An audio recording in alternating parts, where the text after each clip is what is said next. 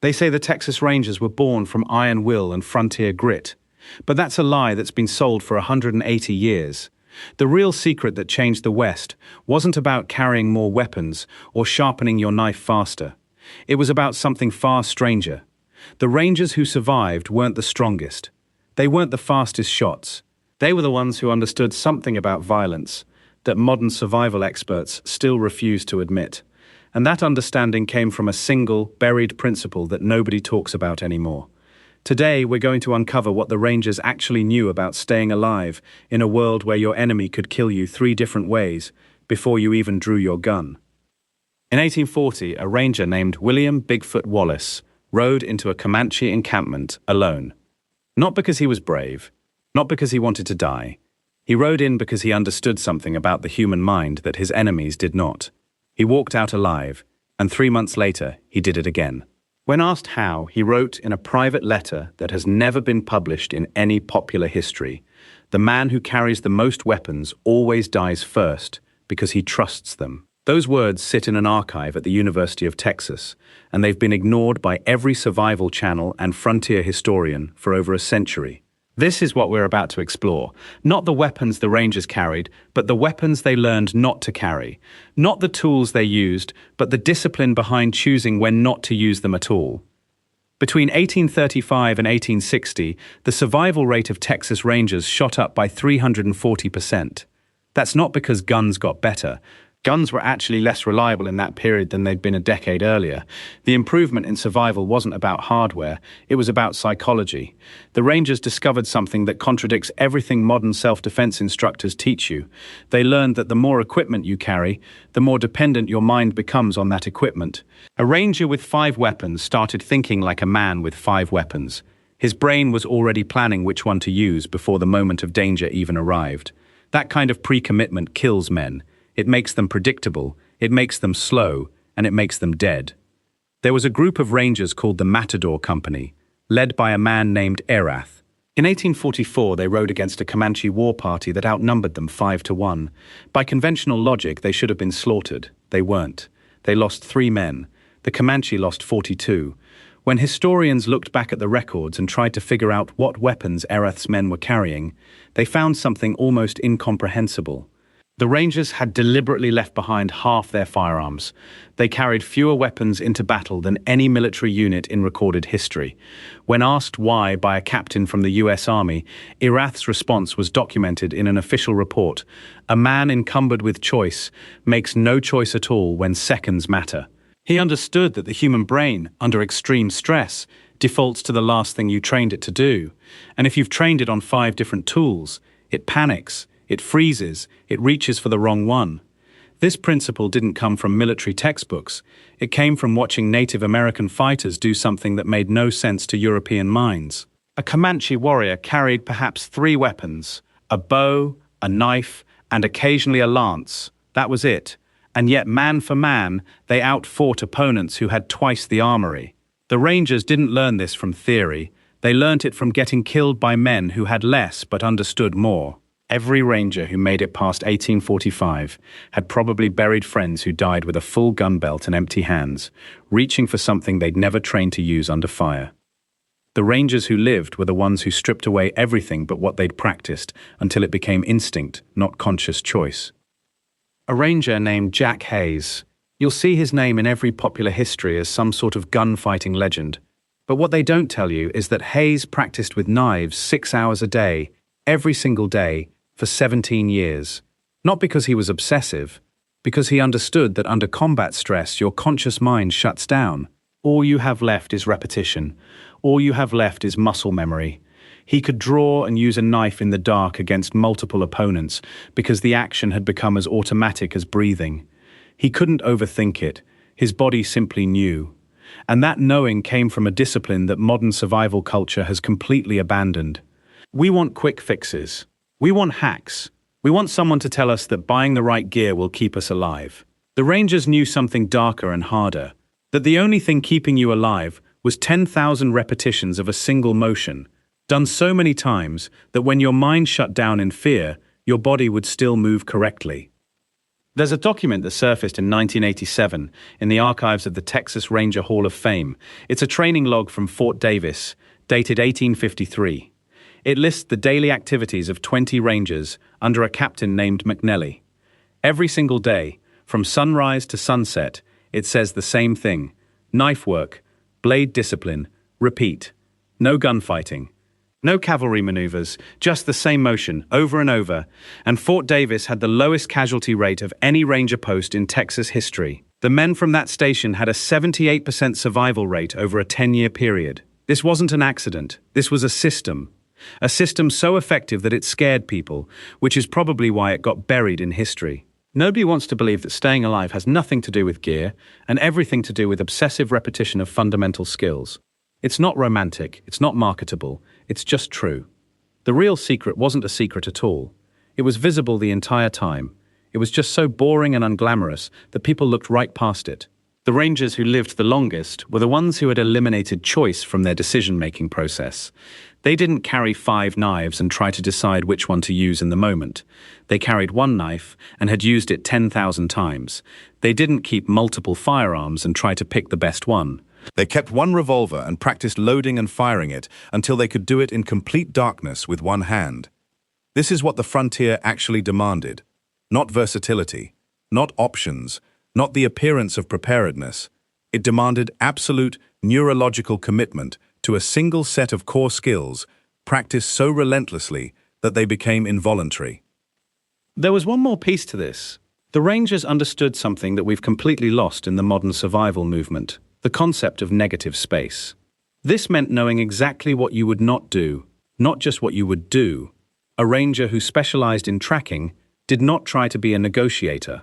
A ranger who was a blade fighter did not force himself to be equally skilled with a gun. This wasn't a limitation, it was freedom. It allowed a man to become genuinely lethal in his domain instead of mediocre at everything.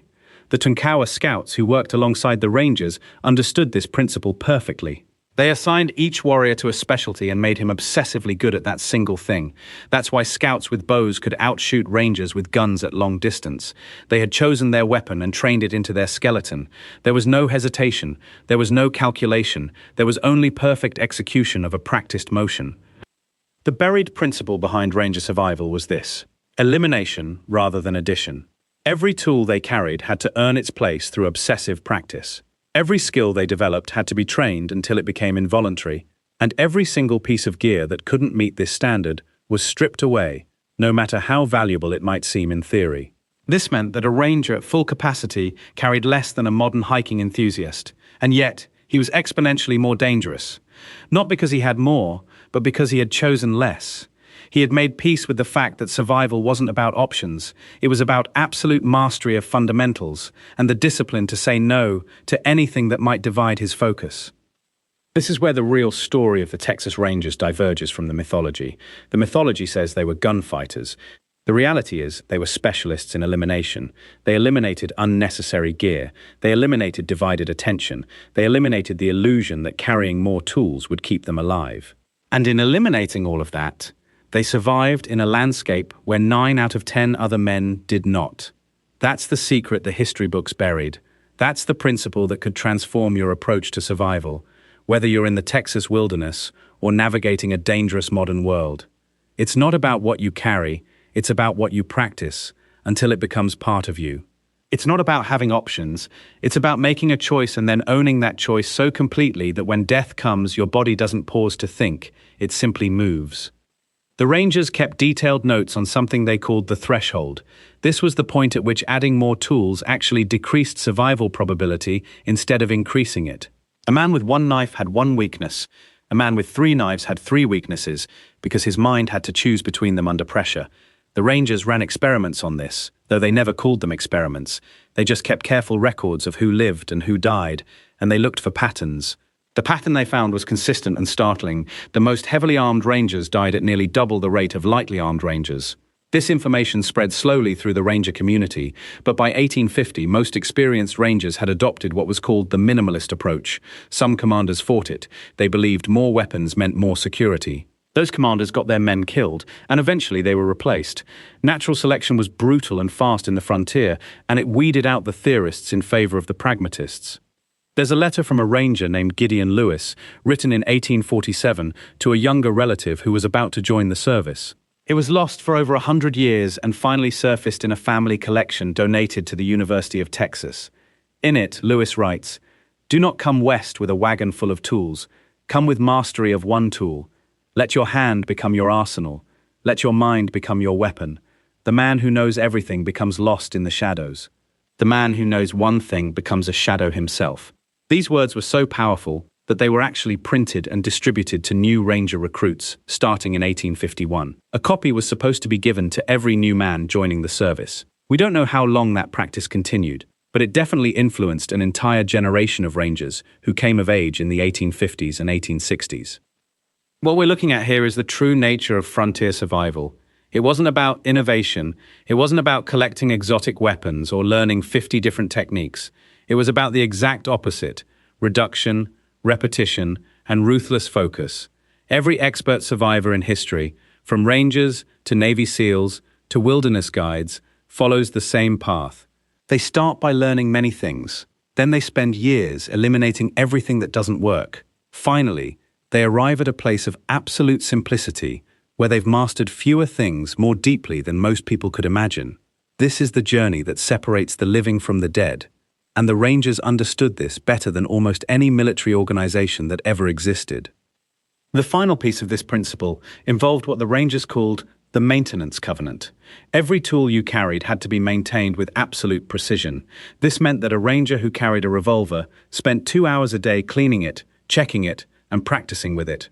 A Ranger who carried a knife spent an hour every morning maintaining the edge and an hour every evening maintaining the handle. This wasn't about the tools themselves. It was about the ritual. It was about creating such a close relationship with your equipment that you could sense when something was slightly wrong.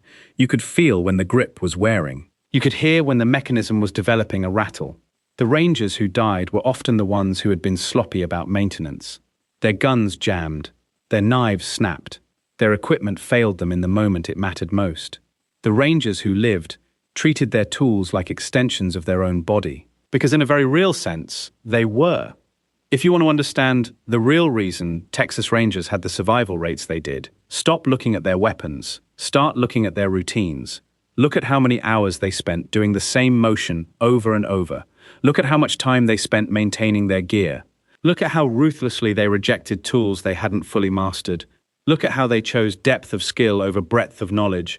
This is the hidden curriculum of survival that no modern instructor teaches because it's not sexy and it doesn't sell courses, but it's what kept men alive in a landscape that killed everyone else.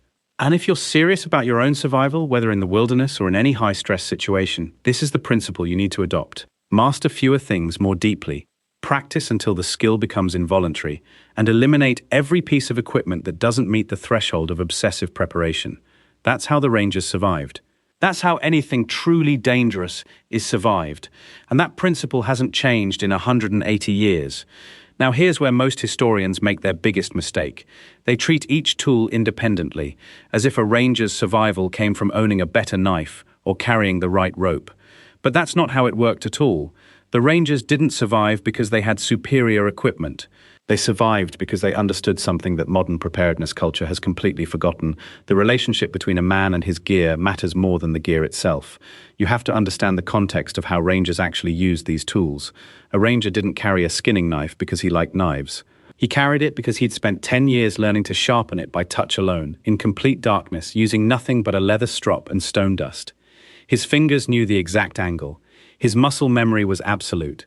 When his horse went lame 40 miles from water, and he needed to strip that animal for parts to survive, he didn't think about the knife. His hands simply moved. This is what separates frontier survival from the survival culture you see today. Modern survivalists accumulate tools like they're collecting trading cards. They own 6 types of fire starters, 4 different knots they half remember, and 3 survival guides they've never actually read. A Ranger carried maybe 12 items total, and he could execute any one of them in his sleep. The second secret that the history books skip over is this. Rangers actually planned for failure of specific equipment. They didn't expect their tools to last forever. They expected them to break, and they carried the materials to repair or replace them on the fly. Look at the trading post records from San Antonio and Corpus Christi between 1840 and 1855.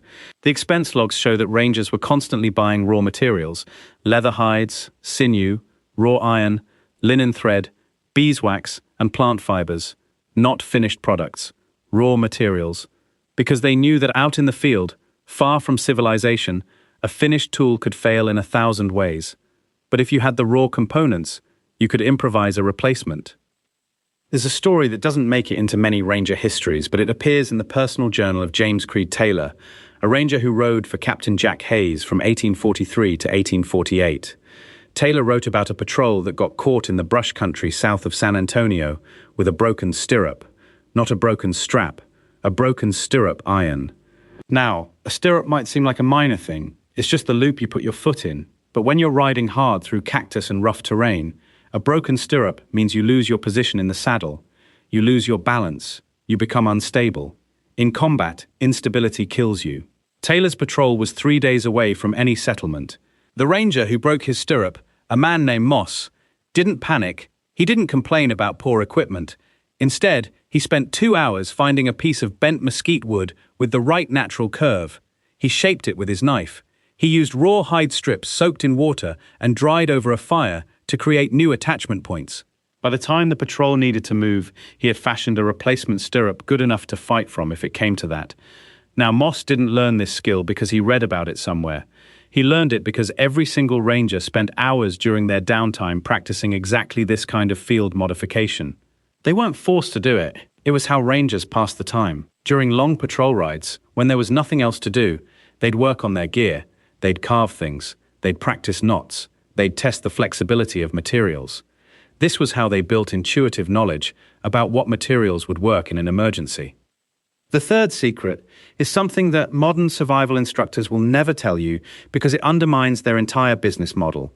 The Rangers succeeded partly because they were willing to steal expertise from cultures they were fighting against. I'm not talking about cultural appreciation seminars. I'm talking about cold, pragmatic adoption of tactics and tools from the Comanche, the Apache, the Tonkawa, and other groups. The Ranger Force didn't develop its survival capabilities in a vacuum. The Rangers who lived long enough to become officers were the ones who watched Comanche warriors survive in the exact same landscape on almost nothing, and then asked themselves, what are they doing differently? The pemmican recipe, the Sotal fire drill, the understanding of how to read water sources, these didn't come from European frontier tradition. They came from indigenous cultures that had been thriving in Texas for centuries before the Rangers arrived. And the Rangers who survived were the ones humble enough to learn. There's a letter from Captain John Coffee Hayes to the Texas Adjutant General in 1847, where he explicitly recommends recruiting more men who had spent childhood around Comanche or Apache camps. He didn't phrase it in terms of cultural understanding or mutual respect. He said, and I quote, "The men who know how Indians think and move are the men most likely to come home alive." That's the entire ethic right there. The fourth secret is about something that almost nobody talks about. Rangers practiced failure scenarios obsessively. They didn't just train for success, they trained for catastrophe. There are accounts from several Ranger diaries of what they called death scenario drills. These were coordinated practice sessions where Rangers would simulate losing their primary weapons in combat. They'd hide their guns and practice fighting with secondary tools, tomahawks, knives, and improvised blunt instruments. They'd practice what to do if their horse went down. They'd practice navigating back to camp in complete darkness, using only touch and sound. One ranger named William Bigfoot Wallace documented a specific drill that stuck with me. He and his patrol would sometimes purposely lose their water supplies to practice surviving multiple days with nothing but what they could extract from the land. They'd eat only what they could kill or gather that day. They'd sleep in different locations each night, never in the same spot twice, mimicking how a hunted man would move. These weren't theoretical exercises. They were rehearsals for real situations that had happened to other rangers. Because the thing about frontier warfare is that it's unpredictable. Your carefully planned ambush can go wrong in 3 seconds. Your supply line can be cut. Your retreat route can be blocked. And when that happens, the rangers who survived were the ones who had already lived through that scenario, at least in practice. The fifth secret connects to something I mentioned earlier but deserves deeper exploration. Rangers understood the relationship between movement speed and survival. The faster you can move, the more time you buy yourself, and the way you move fastest is by carrying absolutely nothing you don't need. This is where the modern survival culture gets it completely backward. A typical modern prepper's backpack weighs between 40 and 60 pounds. The assumption is that more gear equals more options equals better survival chances. But rangers discovered that this equation is wrong. Each pound you carry slows you down. Each ounce of extra weight means less distance you can cover in a day. And in a landscape where your enemies might be tracking you, speed is survival. There's a documented chase from 1846 where about 30 Comanche warriors pursued 4 rangers. The rangers had gotten separated from the main force during a night raid and were hunted for almost 30 hours straight. They covered 87 miles on horseback before they reached the Colorado River and managed to lose their pursuers. The Comanche, despite outnumbering them by more than 7 to 1, couldn't catch them. Why? Partly because the rangers were better riders, yes, but also because they had almost nothing with them. Just weapons, water, and some dried meat. They could maintain a pace that the heavier-loaded Comanche warriors couldn't match.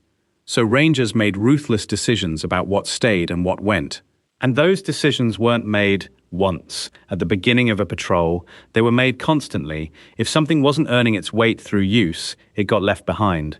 There's a famous quote from a ranger named John Salmon Ford, who later became a colonel, where he talked about how he'd watched newer rangers systematically drop items over the course of their first few long patrols. A compass that nobody actually used, a heavy frying pan they'd replace with a flat stone, a change of clothes they never wore. Within a few months, every ranger had shed everything non-essential. This is the principle that separates professional wilderness operators from amateurs, and it applies to far more than just physical survival. In any high-stress situation, whether you're in the wilderness or managing a crisis, the people who maintain mental clarity are the ones who aren't overthinking their options, and you can't maintain that clarity if you're constantly managing excessive equipment and supplies. The 6th secret relates to something the rangers called the reserve. And this is actually where deeper knowledge starts getting dangerous, because understanding the reserve means understanding how to push your body and mind past the point where most people quit. The reserve was never written down in any official ranger manual. You won't find it in dispatches or military records. It existed in the hard-won knowledge passed between veterans and recruits in low moments, when a man had pushed himself so far beyond what he thought possible that he had to be taught how to recognize what was happening to his own body. Here's what the rangers understood that modern survival culture completely misses. Your body doesn't actually quit when you think it does. You quit, your mind surrenders before your flesh runs out of fuel. A ranger could ride for 48 hours straight if he trained himself to understand the architecture of his own collapse. The first wall hit around hour 18. Everything hurt. Your legs feel like wet sand. Your mind starts playing tricks. You see riders that aren't there. You forget why you're moving. Most people stop here because the signal their body is sending feels like a genuine limit. But the rangers knew it wasn't. That pain was noise. It was your nervous system overreacting to stress. If you pushed through it, if you kept moving for another 4 hours, something strange happened. The pain didn't increase. It plateaued. Your mind stopped fighting. A kind of clarity emerged. The rangers called it the smooth, and it was as essential to their survival as any knife or map. They trained this. Young rangers who didn't understand the reserve were a liability. A recruit who hit that first wall and made decisions based on panic would get men killed. So the experienced rangers would take them out on long training rides that deliberately pushed past the point of comfort. 40 hours in the saddle, 50, 60, until the recruit learned the shape of his own limits and realized those limits were written in sand, not stone. This knowledge had a cost. Rangers who understood the reserve sometimes didn't know when to stop. There are accounts of men riding themselves into genuine medical collapse because they'd learned to ignore the signals their body was sending. Some never recovered. But the rangers who knew the reserve and knew how to manage it became nearly impossible to catch or outmaneuver. A Comanche war party might have fresher horses, but a ranger with trained endurance could keep moving long after pursuit gave up. He could choose when to fight and when to disappear. The 7th secret the rangers carried was about something they called reading country. It sounds simple. It was impossibly complex. Every landscape told a story if you knew the language. And the rangers developed that language through decades of hunting, pursuing, and surviving in terrain where making a wrong decision meant you didn't come home. Consider what a ranger could read in ground that looked completely blank to someone from back east. The curve of dried grass, The pattern of animal trails crossing each other, the way certain plants grew denser in one direction, the color of the soil at different depths, the arrangement of rocks in a dry wash. Each element was data. Together, they painted a map that existed nowhere on paper. An experienced ranger could determine which direction a group of horses had moved and how long ago. He could tell if riders were pushing hard or moving cautiously by the depth and spacing of hoof prints. He could identify water sources that were miles away by the behavior of insects and the type of vegetation. He could look at a canyon and know within a generation how long it had been carved by seasonal water flow. This skill was worth more than a rifle. It was worth more than accurate shooting or horsemanship. The rangers who could read country became the ones who led hunting parties because they knew where prey would move before the prey knew it itself. They knew where water existed in drought. They knew which terrain favored pursuit and which favored escape. The learning process was brutal. Young rangers were sent out with an older mentor and given minimal information. They had to interpret the landscape through observation alone. If they misread the signs and got lost, that was the lesson. If they misread signs and the party got ambushed, that was a different kind of lesson, and some rangers didn't survive it. But those who did became guides who could move through country that would kill most men in days. The rangers documented some of this knowledge. Captain Erastus Deaf Smith developed a reputation so extraordinary for finding people in wilderness that other rangers believed he had some kind of supernatural ability. He didn't. He was simply better at reading country than anyone else. He could follow a trail that was days old. He could find people who didn't want to be found. And he could navigate terrain in pitch darkness as accurately as in daylight, because he'd learned to read country with more than his eyes. The eighth secret is something that seems almost contradictory to modern survival teaching. The rangers understood that knowledge and preparation could actually become a liability. Knowing too much about worst-case scenarios, being too prepared, carrying too much gear based on fear rather than probability, these things could paralyze you in the moment when you needed to move decisively. The rangers practiced something that looked like ignorance but was actually deep expertise. They didn't obsess over every possible danger. They didn't run scenarios endlessly. They learnt the essentials, trained the responses, and then trusted their preparation when the moment came. This allowed them to move quickly, think clearly, and adapt to situations that no amount of advanced planning could have predicted. A ranger who spent the night before a mission worrying about ambush tactics was a ranger who wouldn't respond well when ambush actually came. The preparation happened in training, not in the hours before action. When action came, you had to be present. You had to be empty of doubt. You had to trust that your training had prepared you for enough variations that your instinct would carry you through. This principle separates the rangers who survived their entire careers from the ones who were buried in unmarked graves. It's not a comfortable philosophy. It requires you to accept that no amount of preparation guarantees survival. You can do everything right and still lose. But once you accept that, you're free to focus on what you can control. And the rangers were obsessed with controlling only what was controllable. This mindset extended into every corner of a ranger's life, including how they documented knowledge. Unlike military forces that filed reports and archived procedures in neat bureaucratic folders, rangers passed their expertise through direct experience and careful observation.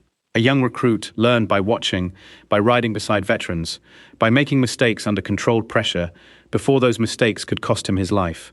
The written word served as backup, a way to preserve what might otherwise die when an experienced man fell in battle. The rangers understood something modern survival instruction often misses. Equipment matters less than the ability to adapt when your equipment fails. A man could carry the finest firearms money could buy in 1850, but if he panicked when the powder got wet crossing a river, his fine gun became a club.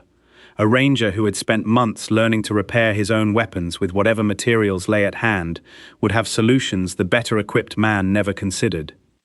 This is why the rangers created what we might call a culture of redundancy.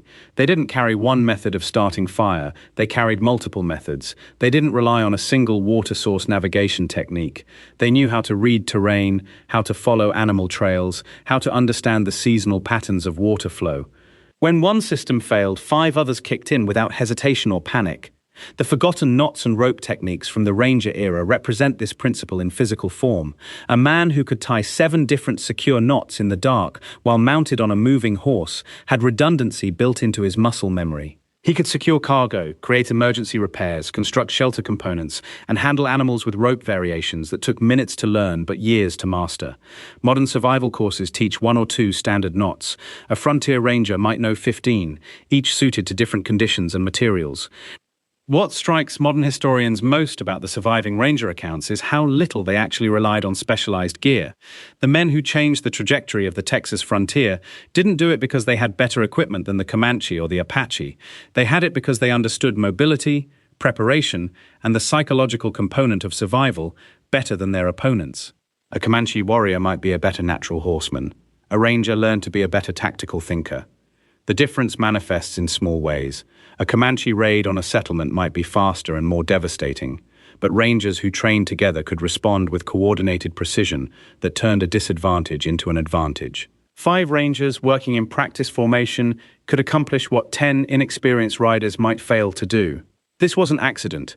It was the result of deliberate training structures that emphasized communication, signal systems, and the ability to function as a unit, even when separated by distance. One of the most overlooked aspects of ranger preparation was the constant rehearsal of emergency scenarios. A ranger didn't wait until his horse went lame on a 100-mile patrol to figure out how to proceed. He had practiced moving on foot. He had practiced abandoning equipment. He had practiced choosing what to carry and what to leave behind under pressure. When the real emergency came, he moved from memory, not decision-making. This principle directly addresses one of the biggest gaps in modern survival thinking. Most people assume that when emergency comes, they'll figure it out. The Rangers knew that assumption was fatal. You figured it out in advance, in training, when mistakes only cost time and pride. You rehearsed until your hands knew what to do without consulting your conscious mind. The rope halters that Rangers preferred to bridles for their pack animals illustrate this principle perfectly. A bridle offered more precise control, but a rope halter could be fashioned from the rope that was already securing cargo. It represented the principle of multi-use efficiency taken to its logical conclusion.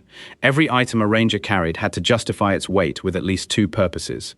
A blanket was shelter, and it was clothing, and it could be fashioned into a travois to carry wounded. A leather strap was equipment retention, and it was also material for emergency repairs. This thinking created a different kind of preparation than modern survival manuals teach. You didn't pack a specialized first aid kit. You carried leather strips that could be fashioned into bindings, plant knowledge that told you which leaves would stop bleeding, and the willingness to improvise. The casualty survival rate among rangers who made it to established settlements with medical care was remarkably high. The ones who didn't make it were the ones whose injuries were immediately fatal or whose psychological response to injury overcame their training. A detail from the private correspondence of one ranger captain reveals something worth understanding. He wrote that the toughest moment of a young ranger's training wasn't the first dangerous encounter. It was the moment when he realized that his life now depended on decisions he made, not on luck, not on divine providence, not on someone else's expertise. That recognition either solidified a ranger's commitment to constant improvement, or it broke him. There was no middle ground. The rangers who survived their entire careers, men like Bigfoot Wallace and John Coffey Hayes, were the ones who never stopped questioning their own preparations. They didn't become arrogant because they survived one fight. They became more meticulous about the next one. They collected techniques from every source available, from the Tonkawa scouts, from Mexican vaqueros, from runaway slaves who had learned survival in circumstances even harsher than the frontier offered. The willingness to learn from any source, regardless of social status or background, was a ranger characteristic that modern military forces are only now beginning to understand as a survival advantage. This leads to perhaps the most important aspect of ranger preparation that's been largely forgotten. They maintained what we might call a technology journal. Not all rangers were literate, but enough where that knowledge got documented. Sketches of rope techniques, notations about plant uses, maps of water sources, and documented accounts of what worked and what didn't when facing particular situations.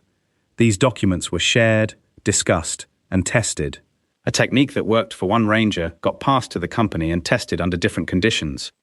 The preparation for frontier survival wasn't something that ended when a ranger rode out on patrol. It was continuous. It involved reading, it involved discussion, it involved deliberately seeking out information from sources outside the ranger companies themselves.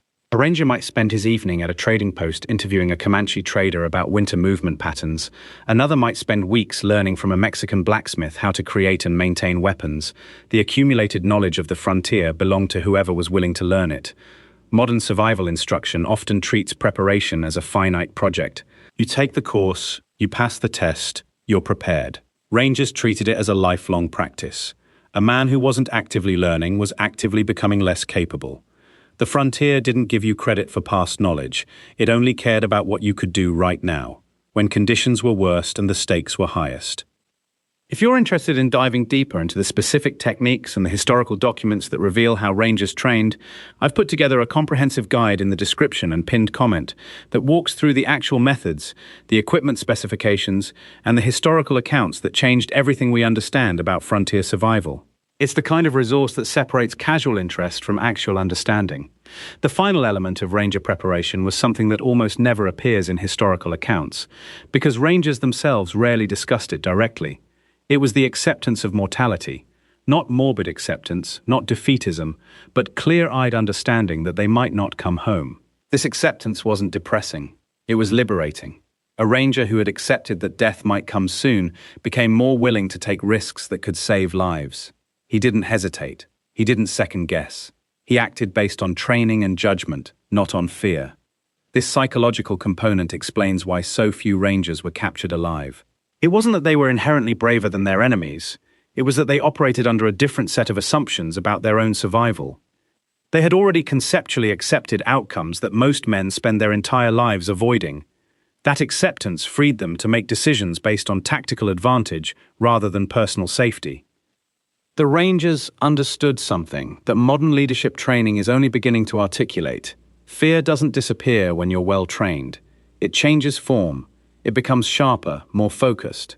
A ranger who had trained exhaustively to handle a particular threat found that when the threat appeared, his fear transformed into heightened awareness. His body's stress response became an asset rather than a liability. This wasn't luck. This was the direct result of preparation that went so deep it became automatic. The weapons and tools we've discussed throughout this series were important, but they were always secondary to the preparation that allowed a man to use them effectively. A Colt revolver in the hands of someone who had never trained with it was less useful than a hunting knife in the hands of someone who had spent thousands of hours with one. The Rangers knew this. They trained with whatever weapons they had until they became extensions of their own bodies. That principle applies equally to survival tools, emergency techniques, and tactical decision-making. What makes the Ranger approach to preparation so relevant today is its fundamental principle: preparation is never finished. There is no moment when you become prepared enough that you can stop. The Rangers who became legends were the ones who maintained that discipline for decades. They didn't rest on past accomplishments.